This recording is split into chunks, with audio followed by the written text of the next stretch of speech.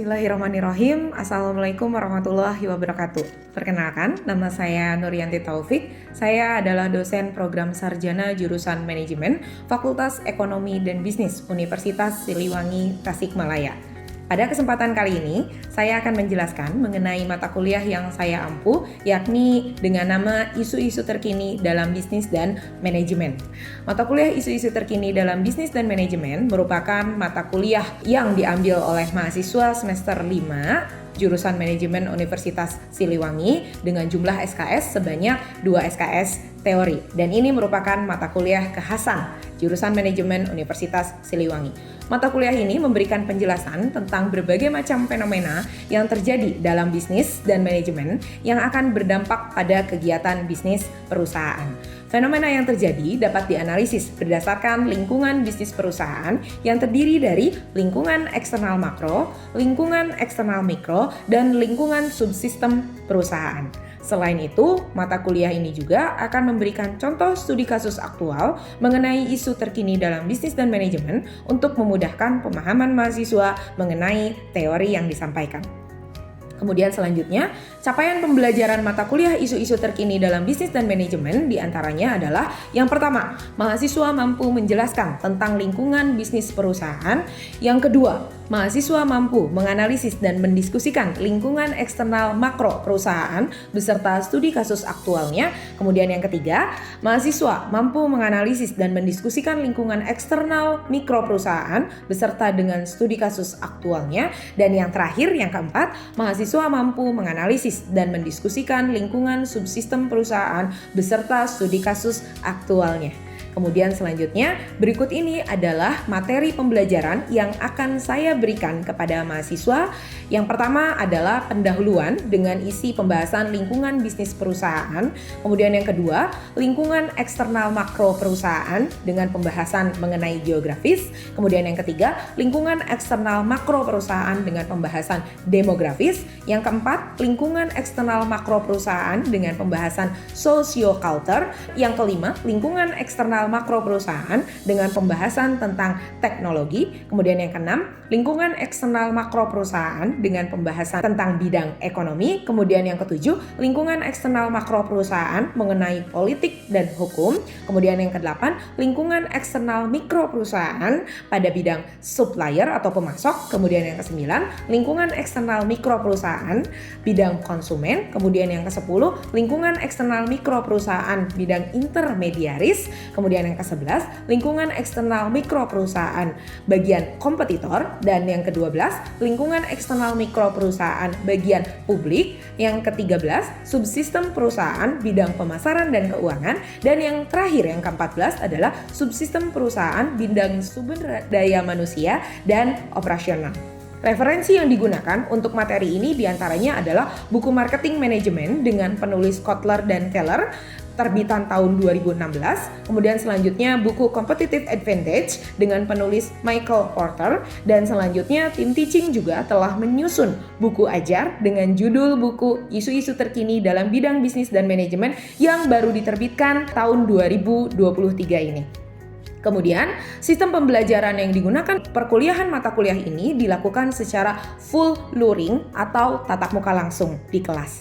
Sementara untuk pengumpulan tugas individu dalam bentuk soft copy dikumpulkan melalui Google Classroom, dan untuk tugas kelompok dikumpulkan dalam bentuk video atau link video yang sudah diupload di kanal YouTube. Kemudian selanjutnya, penggunaan Google Classroom untuk pengumpulan tugas dikarenakan untuk memudahkan mahasiswa dalam mengumpulkan tugas individunya.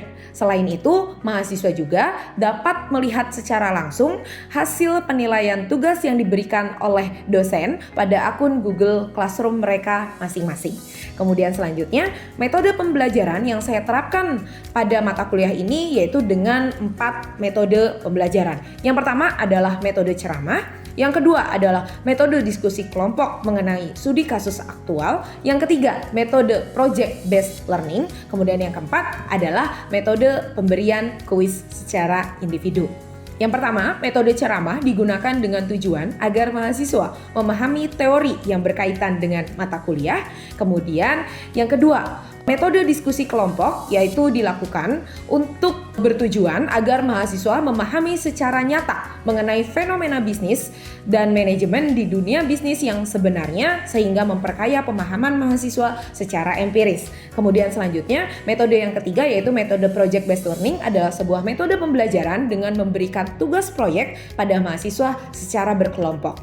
Tugas proyek yang saya berikan kepada mahasiswa adalah dengan menyuruh mahasiswa atau meminta mahasiswa untuk melakukan observasi langsung ke lapangan untuk melakukan wawancara dengan pelaku bisnis sehingga mereka bisa mengetahui bagaimana kemampuan adaptasi bisnis yang dilakukan oleh pelaku bisnis tersebut atau perusahaan tersebut dalam menghadapi perubahan lingkungan bisnis perusahaan.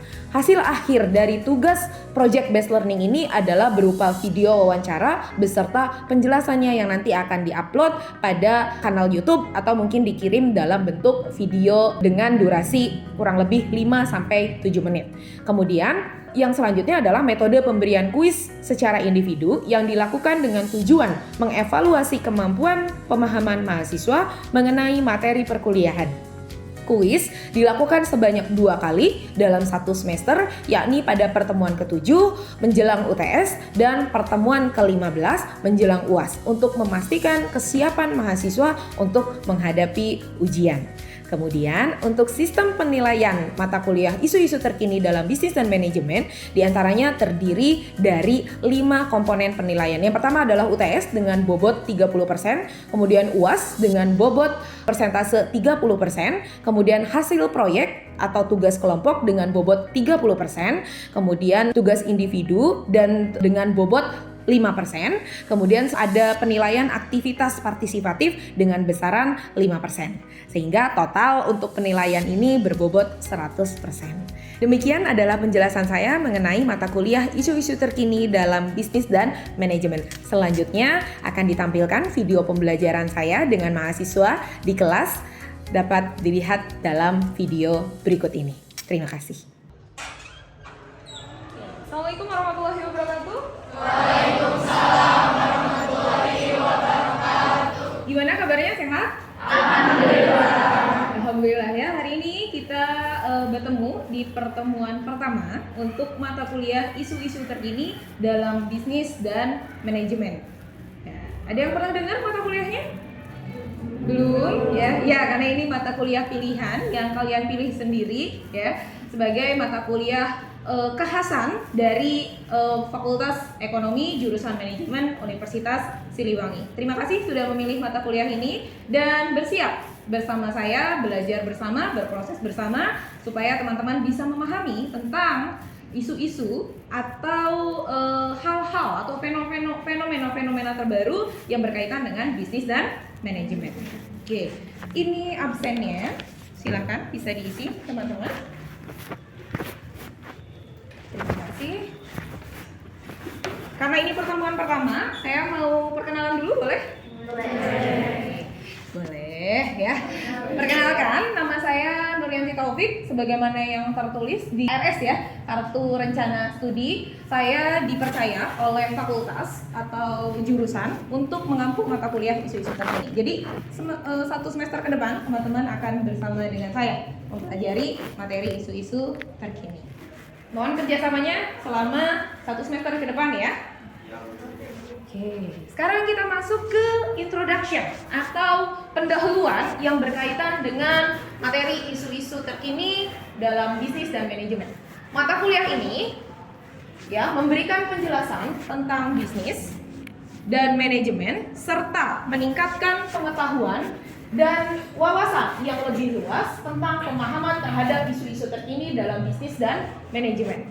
Selain itu, mengetahui dan memahami perkembangan isu-isu terkini dalam bisnis dan manajemen. Selanjutnya, mendeskripsikan isu-isu terkini dalam bentuk makalah yang berkaitan dengan bisnis dan manajemen. Nah, sekarang makalah ini nanti akan direalisasikan dalam bentuk video, ya sudah bukan dalam bentuk makalah lagi. Sehingga nanti tugasnya itu adalah project based learning.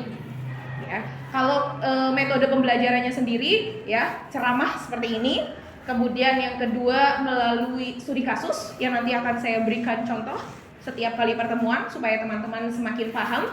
tentang kasus-kasus yang terkini berkaitan dengan bisnis dan manajemen. Kemudian metode yang ketiga adalah project based learning. Tadi yang tugas kelompok. Teknisnya seperti apa? Nanti saya akan jelaskan. Memahami isu-isu terkini dalam bidang bisnis dan manajemen. Di antaranya adalah lingkungan bisnis perusahaan.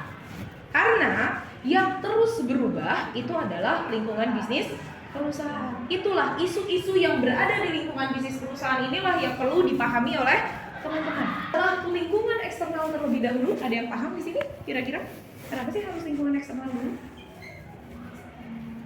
Kenapa? Karena sesuatu hal yang boleh siapa? Silvi?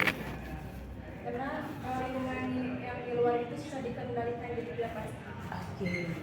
Karena tidak pasti sehingga perusahaan harus melakukan adaptasi secara terus-menerus. Itulah makanya kenapa yang pertama harus dipahami oleh perusahaan atau bisnis atau pelaku bisnis atau UMKM adalah lingkungan eksternal. Karena tadi sudah ada yang menjawab pengertian lingkungan eksternal. Nah, saya sekarang menjelaskan tentang apa yang dimaksud dengan lingkungan eksternal makro.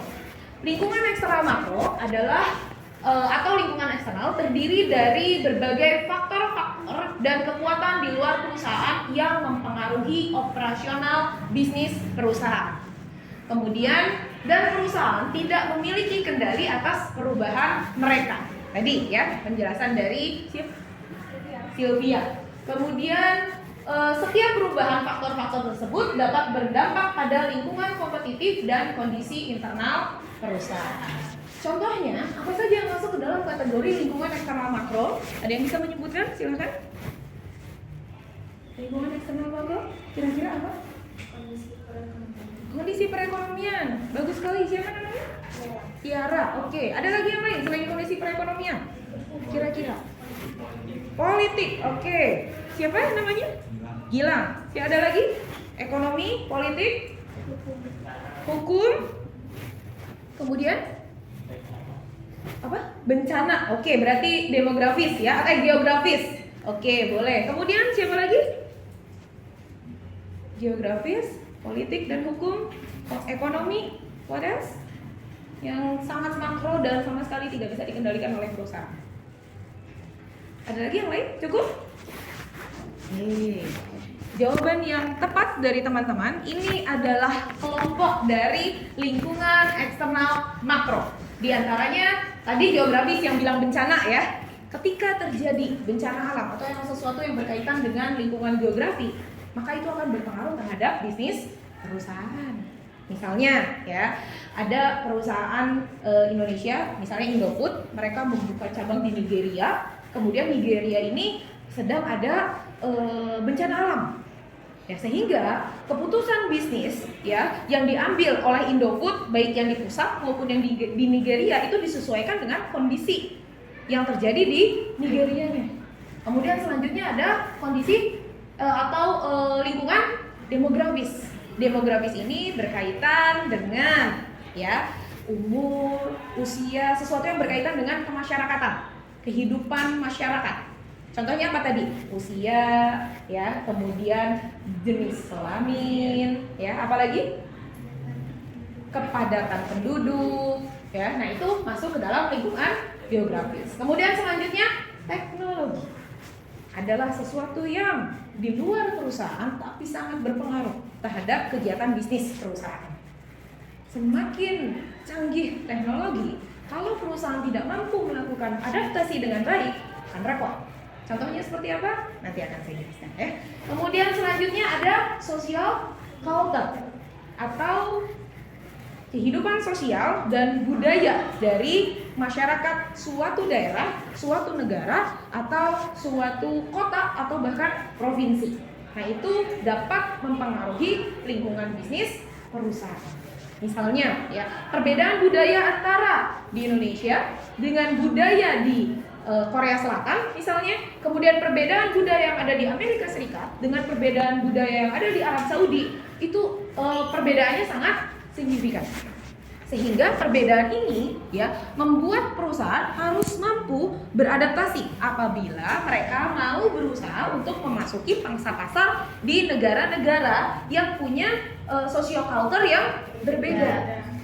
Misalnya ya, sebuah produk fashion ya yang mau menjual produknya ke Amerika Serikat akan berbeda jenis ya pakaiannya atau fashionnya dengan kalau misalnya mereka mau menyasar pangsa pasar yang ada di Arab Saudi. Beda ya, yang satu liberal, yang satu Muslim ya, masyarakat Muslim yang dimana moderat dan mereka lebih cenderung menggunakan pakaian-pakaian tertutup. Ya, nah ini ada beberapa contoh bahwasannya beberapa perusahaan yang mampu melakukan adaptasi terhadap lingkungan bisnis mereka. Ada apa itu di sana? Nasi uduk McD ya. Pernah dengar menu ini? Nasi uduk McD itu adalah awal yang baik untuk semua dan biasanya dijual pada saat jam sarapan. Ya, nasi uduk ini adalah makanan khas mana sih? Nasi uduk makanan khas mana? Iya, Indonesia ya. Tapi paling tepatnya di mana? Jakarta. Oh, di Jakarta. Jakarta ya. Yang nasi uduk itu aslinya banyaknya bisa kita lihat itu Jakarta. Ya. Nah, apakah ada menu nasi uduk di Nigeria? Apakah ada nasi uduk di wilayah Korea Selatan? Nggak ada ya. Karena McD Indonesia ya, dia berusaha untuk menyajikan makanan yang menjadi kekhasan dari masyarakat Indonesia ketika sarapan. Artinya McD ini sedang melakukan adaptasi dari sebelah lingkungan yang mana? Kira-kira? Konsumen, oke. Ada lagi selain konsumen? Socioculture, oke. Karena kayaknya hanya orang-orang Asia gitu yang sarapan pakai nasi ya. Kemudian ada lagi selain tadi konsumen, socioculture, geografis, ya geografis ya. Karena kan ya adanya cuma di Indonesia. Sekalipun di Malaysia mungkin namanya beda ya, bukan nasi uduk tapi nasi lemak, upin ipin misalnya ya. Nah itu, nah artinya dalam penyesuaian bisnis ini perusahaan tidak hanya udah fokus aja gitu kayak cuma berdasarkan lingkungan demografis aja atau berdasarkan lingkungan geografis aja, tapi bisa juga berdasarkan beberapa pertimbangan. Buktinya ini ketika McD mereka membuat produk nasi uduk ini, mereka berusaha untuk menyesuaikan dengan tadi apa socioculture, kebutuhan atau keinginan konsumen, kemudian ada geografis juga. Ya. Contoh lainnya, ini yang lagi viral beberapa waktu yang lalu ya, ada kronologi kasus Eiger versus YouTuber yang sedang viral. Ada yang pernah dengar ceritanya? Belum? Oke, kalau belum saya cerita ya. Jadi ceritanya pada saat itu ya, Eiger atau perusahaan yang merupakan perusahaan lokal yang menyiapkan pakaian hingga peralatan bertualang, tahu kan merek Eiger? Kemudian ya dimulai dari pada saat ada YouTuber dengan nama akun Dunia Dian ya. YouTuber ini dia melakukan review terhadap produknya Eiger di YouTube. Tahu kan zaman sekarang orang-orang kalau beli barang baru, "Hai guys, ya Allah ini bagus banget," gitu ya. Entah itu di TikTok atau di media sosial lainnya seperti YouTube ya, atau di Twitter atau mungkin di Instagram. Nah, kemudian setelah Dunia Dian ini mengupload video hasil review produknya di YouTube ya, pada tanggal 23 Desember 2020, Dunia Dian mendapatkan email dari Eiger yang berkeberatan soal review unggahannya. Padahal Dunia Dian ini atau Dian itu dia tidak mendapatkan fee sama sekali dari Eiger. Tapi Eiger tiba-tiba ngirim email yang isinya keberatan dengan hasil reviewnya. Apa yang menjadi keberatannya ya? Pada tanggal 27 Januari 2021, Dunia Dian membagikan foto surat dan mengekspresikan kekecewaannya karena dia mendapatkan email tersebut. Sebenarnya email yang seperti apa isinya ya? Nah, ini isi emailnya. Intinya ya, di dalam email tersebut, dalam email surat keberatan itu ya, Eiger mengatakan bahwasannya mereka tidak suka dengan hasil reviewnya. Yang pertama, karena kualitas video review produk yang kurang bagus. Protes ya. Kemudian sehingga produk yang dimiliki oleh Eiger ya, produk merek Eiger itu baik dari segi warna, detail aksesorisnya dianggap berbeda dengan wujud aslinya karena kualitas videonya jelek atau gelap ya. Kemudian adanya suara di luar video. Ya, jadi kayak noise gitu sehingga menyebabkan suara dari review si Dian ini ya, si reviewernya ini gak kedengeran, gremeng-gremeng mungkin ya. Kemudian selanjutnya setting lokasi yang kurang proper bagi pengambilan video.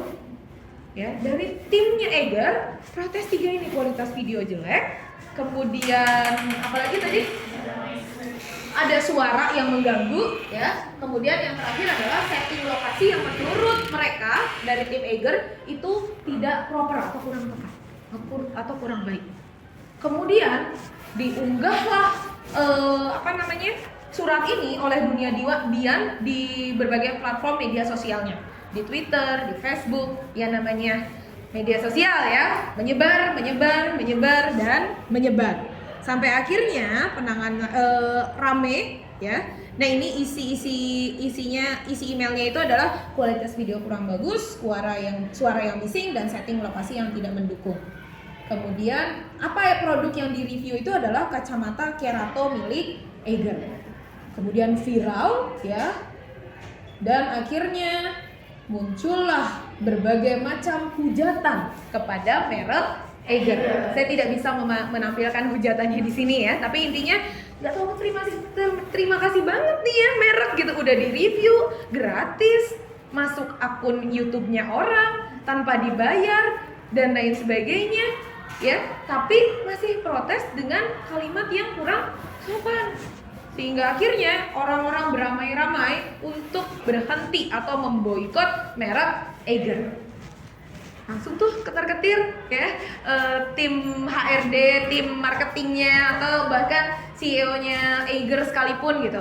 Dan akhirnya ya Runi Lukito, CEO Eiger ya, dia mengatakan bahwasannya mereka dari tim Eiger melakukan meminta permohonan maaf kepada Dunia Dian ya sebagai pemilik akun YouTube yang mereview sekaligus kepada konsumen, karena dengan sangat arogan ya melakukan protes terhadap, dia nggak tahu kalau misalnya Dunia Dian ini dibayar, endorse ya atau bentuknya kerjasama. Kalau ini kan enggak, benar-benar pure hanya seorang konsumen yang mau melakukan review terhadap produk yang dia baru beli, kalahkah dicarekan atau malah dimarahin.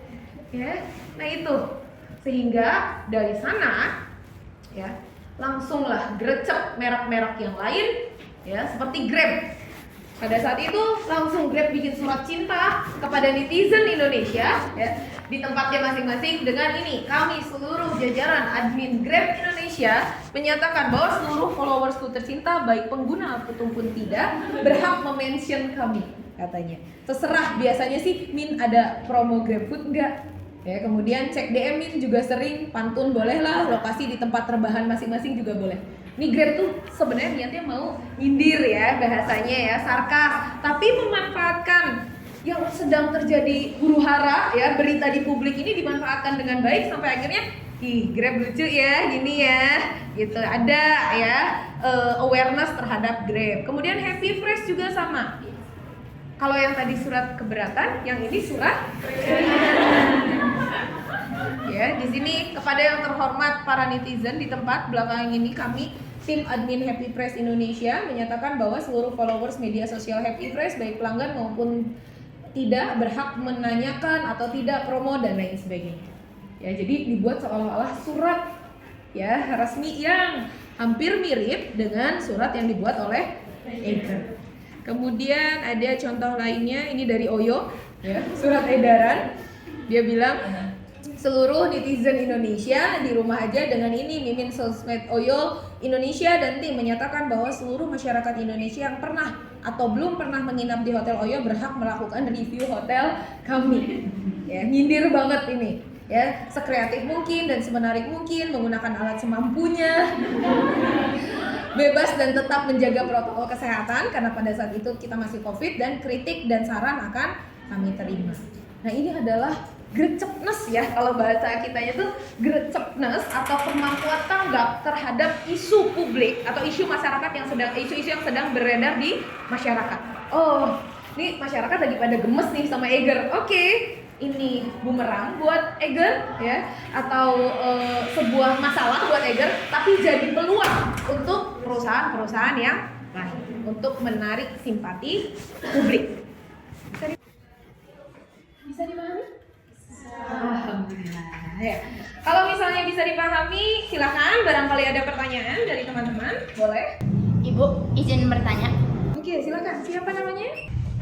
Baik, perkenalkan saya Tiara, izin bertanya. Tadi seperti yang telah Ibu jelaskan, pertanyaannya adalah bagaimana jika perusahaan itu tidak dapat beradaptasi dengan lingkungan bisnis saat ini gitu. Apakah apa yang akan terjadi pada perusahaannya? Lalu apakah ada contoh perusahaan yang mengalami keadaan tersebut? Kalau ada, tolong dijelaskan Ibu. Oke, terima kasih untuk pertanyaannya. Pertanyaan yang sangat baik ya. Dari siapa tadi? Tiara ya?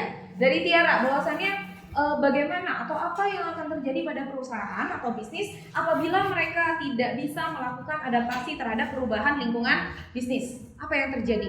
Ada yang pernah dengar merek Nokia? Ya. Dulu mungkin ketika teman-teman lagi kecil atau orang tua teman-teman masih ada yang menggunakan handphone merek Nokia. Ya, Nokia itu ketika saya zaman masih SMP, handphone paling keren pada saat itu. Ya, di tahun 2002 atau 2003-an. Ya, keren banget, dikalungin handphone Nokia tuh udah paling keren. Udah anak gaul banget ya. Tapi sekarang yang pakai handphone Nokia itu paling cuma nenek-nenek atau orang tua. Ya. Nokia adalah brand besar yang tidak mampu beradaptasi dengan perubahan lingkungan bisnis, diantaranya teknologi dan konsumen. Ada pertanyaan lainnya? Silakan.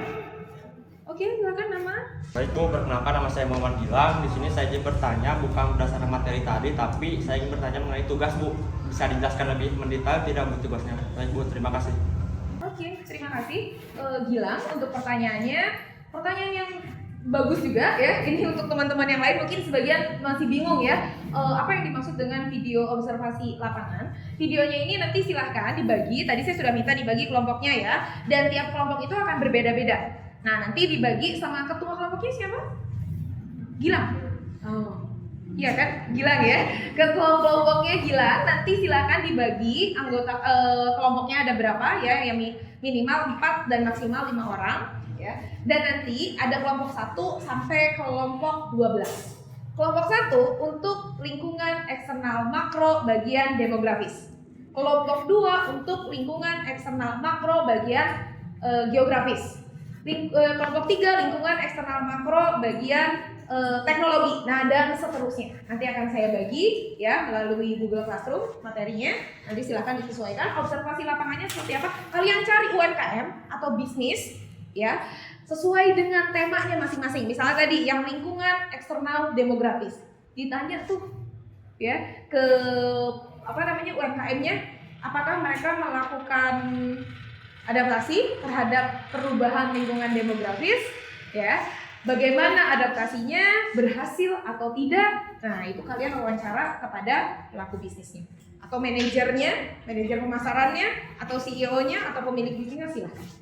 Ya, nanti hasil observasinya, hasil wawancaranya, footage-nya, buktinya dimasukkan ke dalam video sedemikian rupa dan dibuat presentasi ya sebagus mungkin dengan durasi video kurang lebih 5-10 menit saja.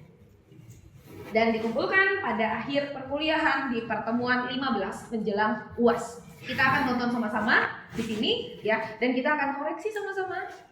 Bagusnya di mana, kurangnya di mana ya dan saran apa yang kira-kira bisa kalian berikan untuk pelaku bisnis tersebut. Ya, bisa dipahami sampai sini teman-teman? Oke, ada pertanyaan lagi? Cukup? Cukup ya? Terima kasih. Kalau tidak ada pertanyaan lagi, sekian untuk hari ini. Insya Allah kita ketemu lagi minggu depan di waktu dan tempat yang sama. Sehat-sehat semuanya. Wassalamualaikum warahmatullahi wabarakatuh. Waalaikumsalam warahmatullahi wabarakatuh.